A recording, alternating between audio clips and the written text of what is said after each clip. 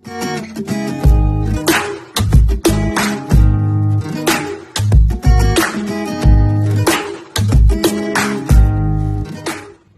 दोस्तों, आप सभी का मेरे चैनल मिसेस दीपिका दीवान पे स्वागत है।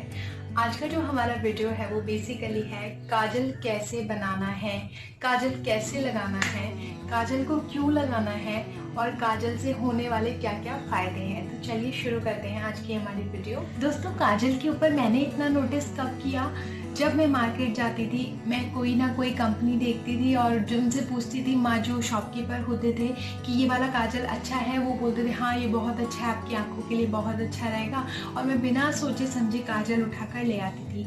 जैसे मैं अपनी आईज में उन्हें अप्लाई करती थी तो मेरी आंखों में जलन होती थी, मेरी आंखें बहुत ज़्यादा दुखती थी उन्हें लगाने के बाद, और आंखों से पानी गिरने की शिकायत कंटिन्यू मेरी आईज में रहने लग गई थी। इसके साथ साथ मैंने जब आई शेडो अप्लाई करती थी अपनी आईज के ऊपर, तब भी मुझे यही प्रॉब्लम थी। जब मैं आई शेडोज के साथ में आई लाइनर अप्लाई करती थी या जो मस्कारा है वो अप्लाई करती थी, तब भी मेरे साथ यही प्रॉब्लम थी। तो मैंने नोटिस किया कि ऐसा क्यों होता है और क्या कोई भी प्रोडक्ट है जो मेरी आईज को सूट नहीं करेगा। जब मेरी आईज का चेकअप चल रहा था, मैंने डॉक्टर्स से भी ये चीज़ पूछी कि डॉक्टर्स मेरे साथ में एक प्रॉब्लम है, तो मैं काजल लगाती हूँ, मुझे सूट नहीं करता काजल, आईलाइनर सूट नहीं करता, मस्कारा सूट नहीं करता। तो उन्होंने मुझे पता है सिंसियरली क्या जवाब दिया। उन्होंने मुझे बोला तो अगर आपको सूट नहीं करता है तो फिर आप मत लगाइए, उन्हें बंद कर दीजिए। बट उन्होंने मुझे कोई भी इसका सोल्यूशन नहीं बताया। आप लोगों के साथ भी ऐसा कितनी बार होता होगा ना, जब आप लोग मार्केट जाते हैं और बहुत सारे तरीके के काजल वहाँ देखते हैं, बहुत सारी कंपनियाँ काजल बना रही हैं जिन्हें हर्बल, ऑर्गेनिक और भी ना जाने क्या क्या नाम देकर, नेचुरल, बहुत सारे नाम देकर बेचा जा रहा है मार्केट में। लेकिन क्या होता है, जैसे ही हम लोग उन्हें घर में लाते हैं, घर में लाने के बाद जैसे आंखों में अप्लाई किया और हमारी आंखों में जलन होना, आंखें दुखना, आंखों से पानी आना, आंखों में लगाने के बाद में छाले हो जाना या आंखें लाल हो जाना जैसी प्रॉब्लम होती है। अगर आप लोगों के साथ भी ये सारी चीज़ें, आपके जो केमिकल प्रोडक्ट्स हैं जो कि आप आंखों के लिए इस्तेमाल करते हैं, उनको लगाने के बाद में हो रही है, तो वहीं पे आप रुक जाइए। ये आपकी सबसे बड़ी गलती है, आप उन्हें अपनी आंखों में लगा रहे हैं। आपको बार बार संकेत मिल रहा है आपकी आंखों के द्वारा कि ये चीज़ आपकी आंखों के लिए बिल्कुल नहीं बनी है, तो आप इसे उसी टाइम लगाना बंद कर दीजिए, या फिर बहुत ज़्यादा इमरजेंसी हो तभी आप इन चीज़ों का इस्तेमाल कीजिए। वैसे मैं आपको सिर्फ यही सजेस्ट करूँगी कि अगर आपकी आंखें बहुत ज़्यादा सेंसिटिव है और थोड़ा बहुत भी कोई हार्श केमिकल आपकी आंखों पर अप्लाई हो जाता है, तो आपकी आंखों को वह क्षतिग्रस्त कर सकता है। तो इसके लिए आपको क्या करना चाहिए, आपको वो सारी चीज़ें रुक जानी चाहिए, लगानी नहीं चाहिए। और इसके लिए आपको घर में बना काजल अप्लाई करना चाहिए। पहले की जो दादी, नानी, मम्मी होती थी, वो घर में काजल बनाती थी। किस तरह से काजल बनाया जाए घर में, वो मैं रेसिपी आपको आगे शेयर करूँगी वीडियो के लिए। अब बेसिकली काजल हमें किस किस चीज़ से बनाना चाहिए, क्या क्या फ़ायदे होते हैं, वो हम लोग डिस्कस करते हैं। बेसिकली आपको क्या करना चाहिए, जब भी आप काजल बना रहे हो तो ट्राई करें कि जो चीज़ आप बना रहे हो वो नेचुरल हो। सबसे पहले तो आप उसे केमिकल वाली चीज़ों से ना बनाएं, फिर उसका भी कोई मतलब नहीं है, चाहे से वो घर में बनाया हो या बाहर का बनाया हो। जैसे हम लोग काजल बना रहे हैं तो आप अरंडी के तेल का काजल बना सकते हैं।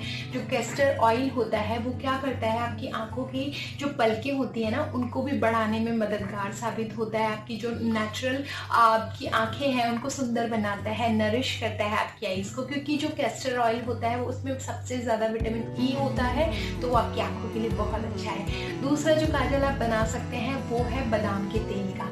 बादाम के तेल को आप यूज़ कर सकते हैं। हो सके तो जो बादाम का तेल आप लेंगे वो नेचुरल हो, बादाम रोगन जो तेल होता है वो आप लेंगे तो अच्छा है। नहीं तो अगर आपके आसपास कोई बादाम का तेल निकालता हो, वहाँ से आप निकलवा कर लाकर उसका काजल बना सकते हैं। ये भी आपकी आंखों के लिए बहुत अच्छा है। फिर से ये विटामिन ई में बहुत हाई होता है, तो ये भी आपकी आंखों की सुंदरता को और बढ़ा देगा। आप इसमें बहुत सारी औषधियाँ ऐड कर सकते हैं और जो आपकी काजल की जो बोलते हैं ना सोने पे सुहागे वाले काम करेगी। तो इसके लिए अब आप क्या कर सकते हैं, आप घी डाल सकते हैं, घी का काजल बना सकते हैं। घी का जो काजल होता है वो आपकी आंखों को ठंडक देता है। आपकी आंखों में अगर बहुत ज़्यादा जलन होती है, बहुत ज़्यादा आपकी आंखों में थकान आप अनुभव करते हैं, इरिटेशन आपको बहुत हल्की सी गर्मी बढ़ने से होती है, तो यह आपकी आंखों के लिए बहुत मददगार साबित होगा।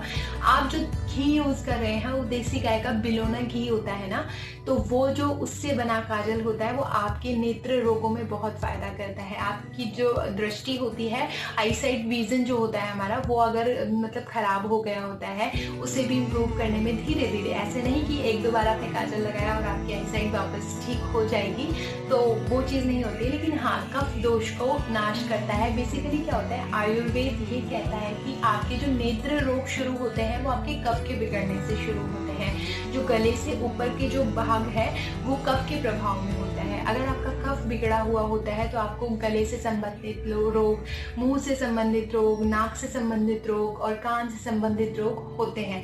तो बेसिकली हमें अगर उसको नियंत्रित करना है तो जो आंखें होती है ना, वहां पर सबसे ज्यादा कफ का प्रभाव रहता है। तो कफ के प्रभाव को कम करने के लिए, कंट्रोल करने के लिए पहले के शास्त्र जो है, पुराने जो हमारे शास्त्र लिखे गए हैं, उनमें काजल लगाने की परंपरा बताई गई है। तो बेसिकली क्या होता था, छोटे बच्चे को आपने देखा होगा घर में, हमारा जो इंडियन कल्चर है वहाँ पर काजल लगाया जाता था। जैसे बेबी न्यू बॉर्न होता है, घर में माताएं जो होती हैं वो घर में काजल बनाती हैं और उनमें तरह तरह की औषधियाँ डालती है जो बच्चे के लिए बहुत ज़्यादा अच्छी होती है। और उसको बच्चे को मालिश करने के बाद, नहलाने के बाद आंखों पर काजल लगाया जाता था, जिससे एकदम बच्चे की नज़र भी नहीं लगती थी और बच्चे की आंखें हैं वो भी सुरक्षित रहती थी। और मैंने तो यहाँ तक कहते हुए सुना है कि इससे जो बच्चे की आंखें होती है वो बहुत अच्छे से, मतलब फैलावट अच्छी हो जाती है, बड़ी बड़ी होती हैं। तो ये मैं नहीं जानती कहाँ तक सत्य है, लेकिन इसके पीछे जो रीज़न था वो यही है कि कफ को नियंत्रित करने के लिए, क्योंकि जो छोटा बच्चा होता है, जो न्यूबॉर्न बेबी से लेके 12 साल तक के जो बच्चे होते हैं वो कफ के प्रभाव में होते हैं, इसीलिए उन्हें नियमित रूप से काजल लगाना चाहिए। और माताएं भी नियमित रूप से अगर काजल लगाती हैं तो उनकी आंखों का जो कफ है वो, उनकी आंखों का जो कफ है वो भी नियंत्रित रहता है। तो हमेशा काजल आपको अप्लाई करके रखना चाहिए। तो अब क्या है, जैसे हम लोग काजल बनाते हैं, बहुत सारी उसमें औषधियाँ डाल सकते हैं, जैसे कि भीम सैनी कपूर आप डाल सकते हैं, नीम की पत्तियों को सुखाकर आप वो उसमें डाल सकते हैं, अजवाइन आप डाल सकते हैं, और सरसों के तेल से बना सकते हैं आप काजल। जो प्योर सरसों का तेल होता है, कच्ची घानी जिसे आप कह सकते हैं, उसका आप काजल बना सकते हैं। ऐसी न जाने कितनी सारी औषधियाँ हैं जो हमारे काजल में डलती हैं। और अगर मैंने एक दो शॉप्स भी ऐसी देखी है जहाँ पर नेचुरल, अभी भी आयुर्वेदिक तरीके से काजल बनाया जाता है। अब काजल को हमेशा हमें या तो कांच की सलाई से डालना चाहिए अपनी आंखों में, या फिर आप अगर काजल को डाल रहे हैं तो अपने हाथों को अच्छे से धो लें। ध्यान रखें कि जो आपके नाखून है वो अच्छे से कटे हुए हो, नहीं तो आप अपनी आंखों को डैमेज भी कर सकते हैं। अपने हाथों से डाल लें। और मैं आपको एक और तरीका बता देती हूँ, जो ईयरबड होता है जिससे हम लोग कान खुजलाते हैं, वो उससे आप अपनी आंखों में काजल डाल सकते हैं, वो भी एक सेफ होता है ऑप्शन। तो ये सारे तरीके हैं काजल आपको क्यों डालना चाहिए, कैसे डालना चाहिए, ये सब मैंने आपको बता दिया है। इसके अलावा मैं आपको बताती हूँ हमें काजल बनाना कैसे है घर में।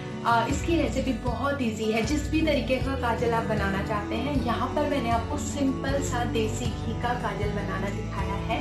आपको एक बाती लेनी है, आपको उसमें घी डालना है, आप तेल, घी, औषधियाँ जो भी डालनी है ना वो आपको उसमें डाल देनी है, ठीक है। उसके बाद में जो उससे उठने वाला धुआं होगा, काले रंग का जो धुआं होगा, उसके ऊपर आपको एक बर्तन रख देना है।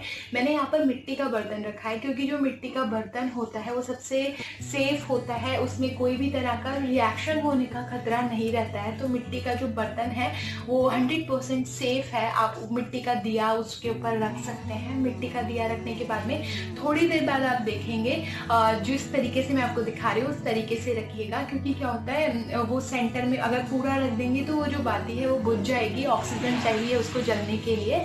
तो आप उसके ऊपर जब उसको रख देंगे तो वो जो दिया है उसके ऊपर सारा जो कालिक है उसकी, मतलब जो उससे उड़ने वाला जो धुआं है वो कालिक के रूप में परिवर्तित हो जाएगा, उसकी राख उसके ऊपर आ जाएगी। फिर उसके बाद में उसको खुरेज के, जब वो ठंडा हो जाए उसके बाद में उसको खुरेज के उसमें थोड़ा सा देसी घी मिलाकर, देसी घी ही मिलाना है आपको। जब काला जो पाउडर बन जाता है, चारकोल जो है उसका बन जाएगा, उसके बाद आपको उसमें कोई तेल नहीं मिलाना है। उसके बाद आपको सिर्फ और सिर्फ उसमें देसी घी ही मिलाना है। क्योंकि क्या होता है, जब आप जला रहे हैं तब तक तो वो ठीक है, वो उड़कर जो उसका राख पाउडर बना वो आपकी आंखों के लिए सेफ है। लेकिन फिर आप उसमें अगर तेल मिलाकर अपनी आंखों में लगाते हैं तो तेल कभी भी आँखों में नहीं लगाया जाता है, ये बात आप ध्यान रखिएगा। घी को आप अपनी आँखों में डाल सकते हैं क्योंकि उसका जो नेचर है वो एल्कलाइन है और वो आपकी आँखों के लिए बहुत ज़्यादा अच्छा है।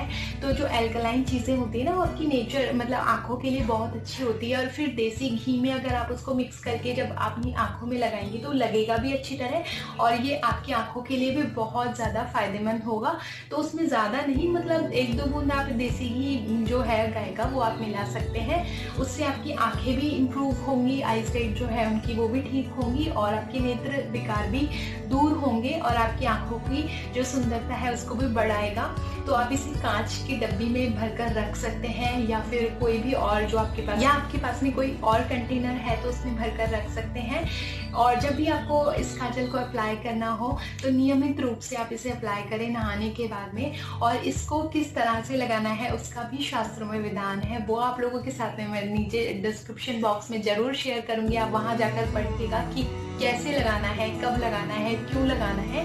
ये सारी तमाम बातें मैंने डिस्क्रिप्शन बॉक्स में शेयर की हैं, आप वहां से जाकर नोट कीजिएगा और अपनी माताएं बहनें, अपने आसपास की सहेलियां, मम्मी दादी, जो उनको तो वैसे भी पता होगा, लेकिन आसपास की जो औरतें हैं, मम्मी हैं और या आपकी सहेलियां हैं, आपकी और भी बहुत सारी बहनें हैं जो इस चीज़ के बारे में नहीं जानती हैं, आप उन्हें ज़रूर बताइएगा। अगर आपको आज की वीडियो पसंद आई है तो प्लीज़ मेरे चैनल को लाइक कीजिए, शेयर कीजिए, सब्सक्राइब कीजिए। तब तक के लिए जय श्री कृष्ण।